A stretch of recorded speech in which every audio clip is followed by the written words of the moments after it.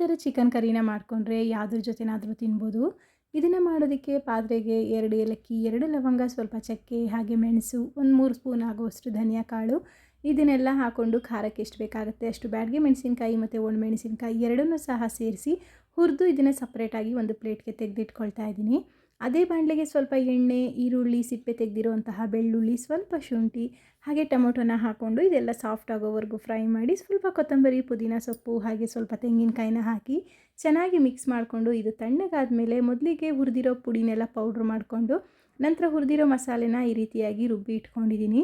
ಪಾತ್ರೆಗೆ ಚಿಕನ್ನ ಹಾಕ್ಕೊಂಡು ಅದರಲ್ಲಿರುವಂತಹ ನೀರೆಲ್ಲ ಡ್ರೈ ಆಗೋವರೆಗೂ ಚೆನ್ನಾಗಿ ಬೇಯಿಸಿ, ಚಿಕನಲ್ಲಿ ನೀರಂಶ ಡ್ರೈ ಆದಮೇಲೆ ರುಬ್ಬಿರೋ ಮಸಾಲೆನ ಹಾಕಿ ಸ್ವಲ್ಪ ನೀರು, ರುಚಿಗೆ ಎಷ್ಟು ಬೇಕಾಗುತ್ತೆ ಅಷ್ಟು ಉಪ್ಪನ್ನ ಹಾಕ್ಕೊಂಡು ಒಂದು 15 ನಿಮಿಷ ಚೆನ್ನಾಗಿ ಬೇಯಿಸ್ಕೋಬೇಕು. ಎಲ್ಲ ಈ ಮಸಾಲೆ ಎಲ್ಲ ಎಣ್ಣೆ ಬಿಟ್ಟ ಮೇಲೆ ಅದಕ್ಕೆ ಸ್ವಲ್ಪ ಕೊತ್ತಂಬರಿ, ಪುದೀನ ಸೊಪ್ಪು ಹಾಕಿ ಮಿಕ್ಸ್ ಮಾಡ್ಕೊಂಡ್ಬಿಟ್ರೆ ರುಚಿಯಾಗಿರೋ ಚಿಕನ್ ಕರಿ ರೆಡಿ.